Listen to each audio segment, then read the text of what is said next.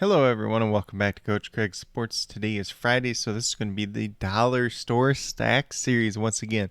So we're looking at some cheap stacks that we can pair together that will allow us to find value elsewhere on the DFS main slate. So this is going to be just for the main slate. We're taking a look at the 13 games in play. So we're going to start off with the Washington football team. We got Taylor Heineke coming in at $5,900. You see there he's averaging about 19 fantasy points per game. Not bad for that price. Goes against the Atlanta defense, which has not been good for many years now, it almost seems like. So it's a great matchup for him. First of all, Antonio Gibson did miss practice yesterday with a shin injury too, so maybe they're forced to throw the ball a little bit more in this game in general. Maybe Tyler Heineke uses his legs like we saw last week. And he's got some good options to throw the ball to in Terry McLaurin and Logan Thomas. Yes, I know Terry McLaurin is not super cheap, $6,900, but he's not at that tippy top. So if you're not paying up for a quarterback, if you're not paying up for Terry McLaurin, this is a cheaper way to get there compared to like if you're going with a Patrick Mahomes, a Tyreek Hill, a Travis Kelce, or, if you're going with a Matthew Stafford and a Cooper Kupp. This is saving you money still there. So you're able to pay up for your Derrick Henrys at $800. You're able to pay up for that Travis Kelce at tight end if you really want to. You're able to pay up for other players if that's what you choose to do. And in GPP, it gives you your build a little bit uniqueness to it. And I don't think this is going to be a popular stack this week. So I think it's one that you definitely can roll out there in general. But McLaurin's definitely in play. Logan Thomas, $4,900, definitely in play as well. Not terrible price at the tight end position. Not the best in the world, but it could be worse as well. Then for our second stack, we're going straight to the opposite side of that game, and we got Matt Ryan at quarterback, $5,400. So he's $500 cheaper than Taylor Heineke. Yes, Matt Ryan hasn't looked quite as good this year, but this Washington defense, for as good as we thought it was going to be, has been allowing a ton of pass yards. So that could be something that favors Matt Ryan in this matchup. Definitely something to watch out for. Cheap stack as well. Even if you don't want to play Matt Ryan and you want to go the Taylor Heineke side, we do have stacking options if you want to stack that game a little bit. So we got Cordero Patterson, $4,900. He's been very, very good this year, surprisingly. Playing running back, playing wide receiver, doing a little bit of everything. So $4,900. You see there he's averaging 16 points on the season. Did have kind of a blow up week 2 after not as great week 1, but last week we saw it kind of continue as well. So there is a trend kind of starting to form here for Cordero Patterson. Then Kyle Pitts comes in at $5,000. One of these weeks, Kyle Pitts is going to go off. Why not this week? Washington linebackers, not the greatest in coverage, not like super athletic when you think about them. Rookie Jamin Davis is starting to play just a little bit more, but guys like Cole Holcomb, John Bostic, not really the guys you think of when you think of coverage linebackers.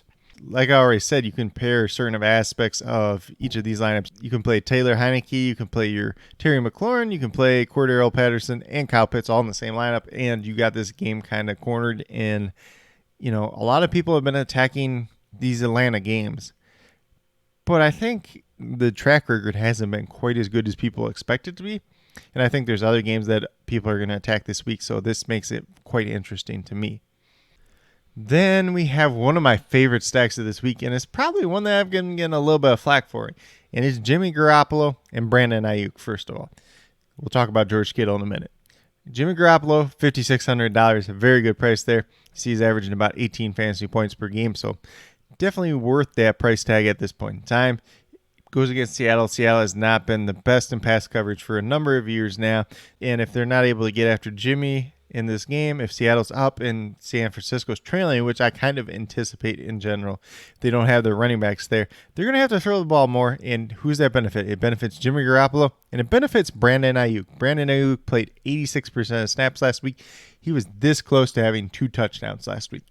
If he catches that second one, there's no way that his price is $5,000. You're looking at least $5,800, probably closer to $6,200 this week. So take the value while it's there with Brandon Ayuk. Goes against Trey Flowers, who I do consider the better matchup in general when you're going against the Seattle side. So it's going to be a matchup that favors him in general. And then we got George Kittle down there too at $5,900. Pretty good price tag for him.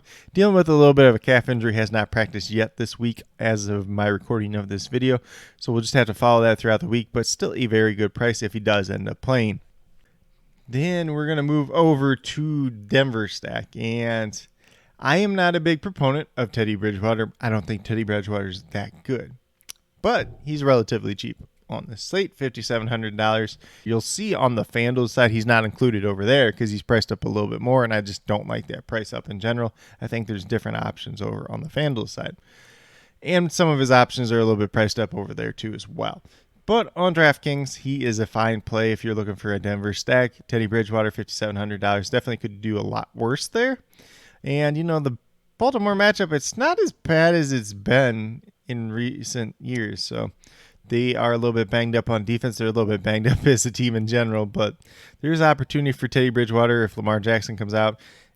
I know some people got some fears with Lamar Jackson's back injury not practicing a couple days in a row, but he's going to be out there on the field. I don't really have any questions about that. If they're putting up points, Teddy Bridgewater is going to have to keep up, and there's a chance Melvin Gordon doesn't play in this game, so you're looking at a little bit of Javonte Williams and probably throwing the ball a little bit more often. So Cortland Sutton, $5,700. He's obviously the wide receiver one on this team. Probably going to draw Marlon Humphrey in coverage more often than not. So a guy that I'm willing to get to, but not probably as much as I am when it comes to Tim Patrick, who's going to be probably going against Anthony Everett, the second corner. $4,900. We've seen Tim Patrick put up at least 12 fantasy points per week every game so far this season.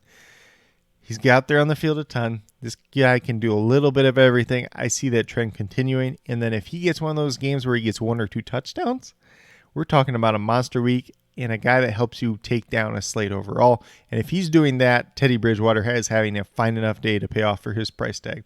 Then last but not least, we got Noah Fant, $4,300. Without all these other options at wide receiver, Noah Fant should be, a main beneficiary of that, should see quite a bit of targets as well. The Ravens, really not known for their coverage against tight ends. They were able to kind of kill Jared Goff off last week. Not literally, but TJ Hawkinson was really ineffective because of that, though. So we see in the first couple of weeks they didn't do too good against the tight end position, but then they stopped Hawkinson. So we'll see where the truth lies in the middle of this week for Noah Fant. But with that being said, these are the $4 store stacks I'm looking at for the DraftKings side this week. We'll get over to FanDuel and talk about the 4 that I have over there as well. So we're going to start out with a fully loaded one. We'll call this one Herbie Fully Loaded, even though it's not Justin Herbert, obviously. Or we could call it Brissett Fully Loaded. So we got Jacoby Brissett, $6,500, essentially the minimum that you're looking for out of the quarterback position on the FanDuel side. This is a revenge narrative, so if you are into revenge narratives, Jacoby Brissett's going against his former team in the Indianapolis Colts.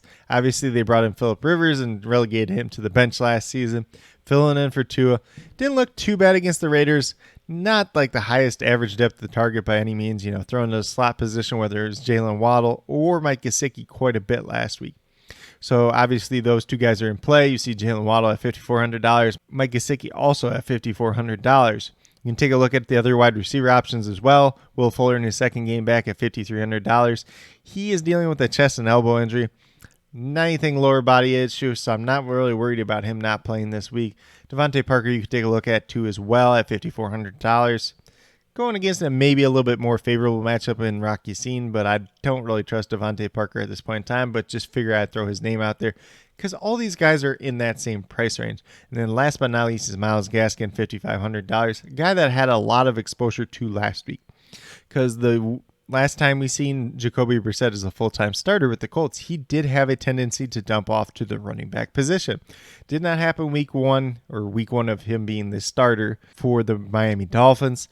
But there is an opportunity for it to happen this week. I think there's still an opportunity for Myles Gaskin to have a decent game. And if he gets some of those dump-off passes, he could really set your lineup over the edge. But like I said, with this Dolphins team, there is a ton of opportunity there just because all these guys are relatively cheaply priced. You compare Jacoby Brissett and any single one of them together, and you have a stack for $12,000 or less. And if you play 3 of them, you're just opening up more and more value. And then if those guys hit, that's how you take down a GPP. So we're going to go straight to the opposite end of that game. And we got Carson Wentz, $6,600, $100 more than Jacoby Brissett. Yes, he's still dealing with his ankle issues. It's still Carson Wentz, but he's one of the cheapest quarterbacks you can get on this slate. He has some pretty good options in the receiving department that are pretty fairly priced this week as well, too. So Nyheim Hines is probably the biggest one. at the running back position, $5,300. Could have a solid game once again. Jonathan Taylor a little bit banged up with his knee injury, so there is definitely a room for Nyheim Hines to pay off at his price tag. Michael Pittman Jr., probably my least favorite of the wide receiver options this week, going against Xavier Howard. $5,800. Not like super excited for him. Obviously, he's got the highest price tag and the worst matchup. Paris Campbell, $200 over the minimum at $4,700. A guy that I do love a lot on DraftKings this week too, as well at $3,200. We've seen him come back from his injury and look all right now. Going against Byron Jones, who was banged up a little bit towards the beginning of the year, so we'll see if it affects him long term or not.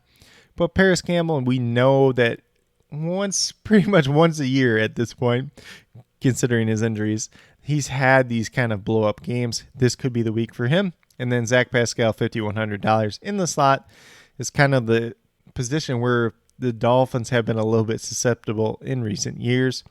So he could definitely be in play, and he's always a threat to score a touchdown. Important to note, Jack Doyle has not practiced 2 days in a week with a back injury. So everybody's favorite gigantor, Mo Alley Cox, is probably going to be in play as well. I personally am not a big Mo Alley Cox truther, believer, however you want to say it. Yeah, he's a big guy. He's somewhat athletic. He's got that former basketball background that everybody kind of freaks out about when it comes to the tight end position. Not going to go down that road. I could do a whole separate video about that. But if he ends up starting, I think there's a rush of people to get to him, and it might not actually pay off. You might be better off playing a Paris Campbell or a Zach Pascal in your lineup, especially if you're stacking with Carson Wentz. Then we got to go over to one of my favorite stacks on the DraftKings side, and it's, not quite as nice on the FanDuel side just because Jimmy Garoppolo is $7,000, $500 pretty much above the minimum for the quarterback position, so it's still not terrible there.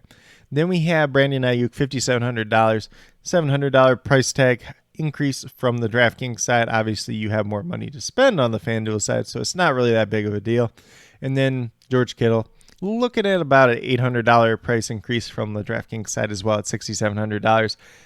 Kittle is probably more where I get away from him on the FanDuel side, but if this game ends up in kind of a shootout, there's definitely the opportunity for Jimmy, Brandon Ayuk, and George Kittle all to pay off in this one. And then last but not least, I probably should have gave out a little bit of a shout out to SODFS, my boys Nate and Dan Brown. Yesterday from the Matt Ryan one, part of that stack did come from them. I was looking at playing some of the other options from Atlanta on the bring back with the Washington side, but I know they talked about Matt Ryan.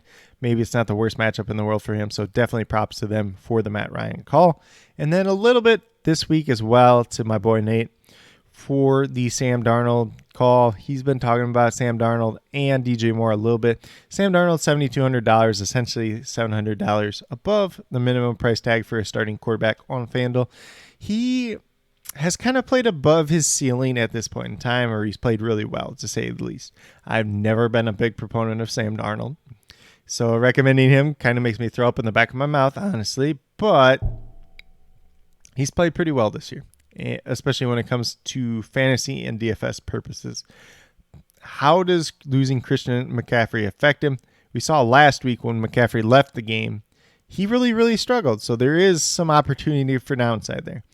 I kind of like the wide receiver options a little bit better than Sam Darnold himself. So if you don't want to stack these guys together, you can just play one of the two wide receiver options.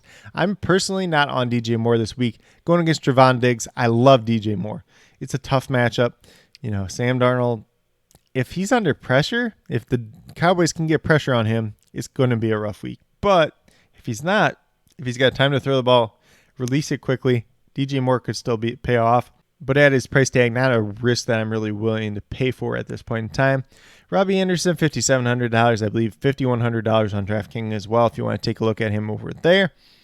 He should see some more targets with Christian McCaffrey out. We've seen it help him out last year when Christian McCaffrey did miss time, so there is that opportunity there. He's had a pretty rough go of it so far this season. And then Terrace Marshall Jr., $5,000 on FanDuel. He is $4,000 on DraftKings, so I have a couple lineups with him in and over there as well. Definitely a threat for a touchdown. Getting that slot work, should see some more volume as well. And he actually played more snaps than Robbie Anderson in week 3. So we'll see how that situation all shakes out. I do like Terrace Marshall's matchup against Jordan Lewis quite a bit in the slot. So I think that's something that could definitely benefit him. If it ends up in a shootout, there's going to be lots of targets and lots of volume to go around for this Carolina Panthers team. But with that being said, these are my 4 stacks for the FanDuel side and my 8 stacks overall for week 4 DFS for the main slate. Hopefully you guys all enjoyed. Once again, if there's anything you'd like to see in this video in the future, be sure to let me know. Hopefully you guys have all been enjoying this series so far. It's one that I do like a lot myself, since I'm not typically somebody that pays up for the quarterback position.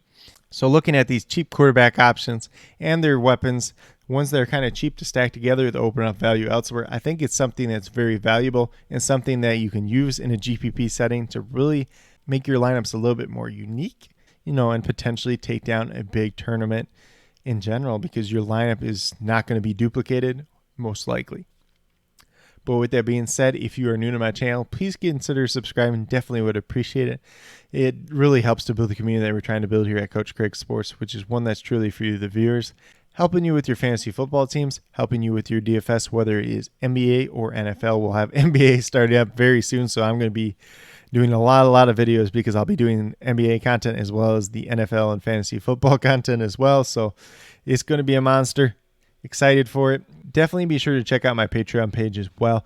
Patreon.com/CoachCraigSports. You'll be able to see my player pools for NFL on there as well. If you do sign up for the DFS Plus Patreon tier, if you're looking for the lower tier, you're going to have some access to some of my other spreadsheets. And in that DFS Plus Patreon tier too, I will have my NBA player pools for every single day, which sounds pretty daunting, honestly. But I'm still going to be making my favorite play videos for each position on both sites. So there's definitely going to be a lot of NBA DFS content rolling out as well. So if that's something you're into, if you haven't seen that before in the past, you're here for football, definitely check that out if you enjoy NBA or NBA DFS as well. Tomorrow is Saturday, so that's going to be the starts and sits for the 30 remaining teams in play. But once again, that's all I have for today's video. Hopefully you guys all enjoyed. And then last but not least, special little shout out to each and every one of you watching today's video. I truly do appreciate you taking the time out of your day to watch this video. It definitely means a lot to me, and I hope each and every one of you has a great rest of your day.